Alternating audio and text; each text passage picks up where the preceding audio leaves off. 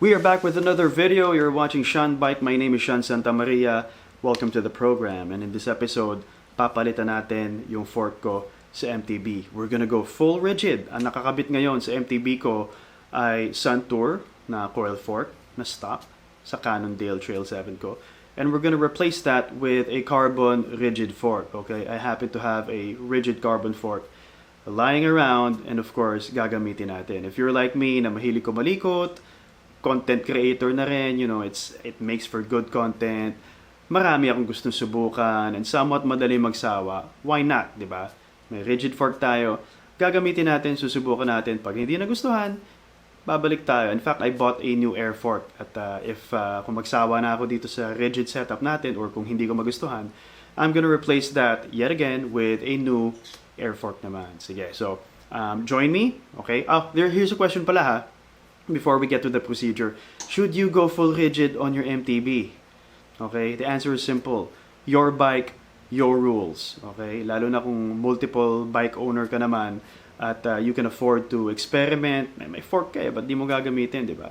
Just go for it. Just go for it. In the process, marami ka pa matututunan. And I'm gonna take you with me every step of the way. We're gonna document the removal process and the installation process. And I'm gonna show you the finished product at the end of the video, of course. Ang full review ng rigid fork and performance, separate video na lang siguro. No? So, if you're down with that, stick around. Let's go!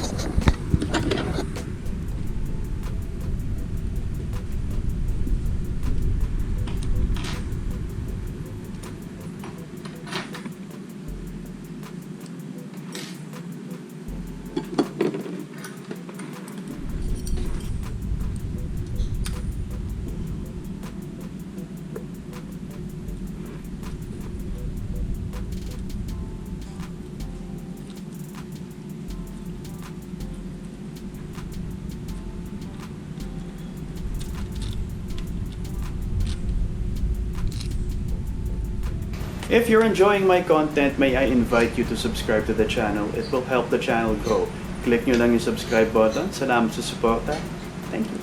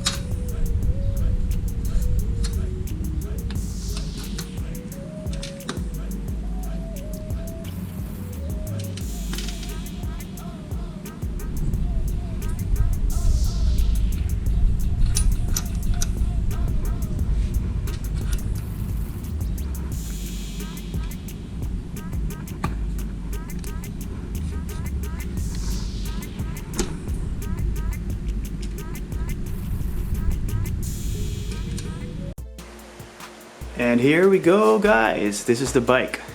Okay, and to be honest, I like the look. Obviously, nagmukhang slimmer. Siyempre, mas manipis yung fork na yan. And check out the clearance. Malaki, no? Kasi 29er fork ito. Okay, and my wheels are 27 and a half. Pero swak na rin. Ganda. Maganda yung naging aesthetic ng clearance. Although, alam mo, pinag-iisipan ko na kumuha ng 26er na fork para mas nakasubsob, mas aggressive, mas magmumukha maliit yung bike, tapos very minimal clearance. Magmumukha siyang BMX na malaki. Anyway, dito pa lang tayo, no, kung saan na tumatalon yung isip ko. But as it is, the finished product is beautiful. As far as I'm concerned, taste is subjective naman. Aesthetics are subjective. And I like it. Okay? So may mga slight changes tayo na hindi ko na kinuha on video, no? Like the cap sa taas. Spacer natin. Eksperimento tayo. Meron tayong deep red na spacer na ginamit ko din dito. At tingin ko naman, naging maganda naman yung look. Okay? Later on, pag nagsawa ako or if I realize na hindi maganda, palitan ko na lang ulit ng black. But as it is, I like it. Okay? One tip pala, you have to make sure na stiff to. Okay? You're gonna hold down the front brake. Okay? Tapos, you're gonna move it this way. At pag may play dito sa head tube, against the steerer tube, maluwag of course. And one method to make sure na hindi magkaroon ng play, kasi delikado yun eh, dyan nangyayari yung mga bali-bali ng steerer tube, is you tighten the plug first before tightening the stem. Okay? And of course, yung crown race and the headset and the bearings are in place properly bago mo higpitan. It goes without saying. So that's it. One more tip pala ha. Tricky ang installation ng disc calipers, of course, as it relates to the rotor. Minsan yung fork mo hindi sakto eh, yung brake mount eh. So that's for another episode to find out. As I mentioned, hindi pa ito ang performance review ng fork na to. But if there's brushing against the rotor, you may need to align it naturally, pero it might take more than alignment, no? Baka kailangan ng mga washer and additional spacers para sa disc caliper height, kasi hindi palagi sakto yan. And we're gonna find out later on as we do our performance review. Pero this bike is beautiful. I love it. If everything checks out, performance-wise, I couldn't wait to take it on its first 100K. Yeah, and as I mentioned kanina, nasa sa inyo naman. Kung may rigid fork kayo, gamitin nyo. Okay, matakot. If you want to experiment, go ahead. Ibalik nyo na lang kung hindi nyo gusto. Nasa sa inyo yan. What do you think of the bike? Let me know. Lagay nyo sa comments. Kwentuhan tayo. Naka full rigid ba kayo? Na-try nyo na ba dati? Hindi nyo nagustuhan? Sabihin nyo dyan. Kung nagustuhan nyo naman, sabihin nyo rin yung mga good points. I'd love to hear from you guys.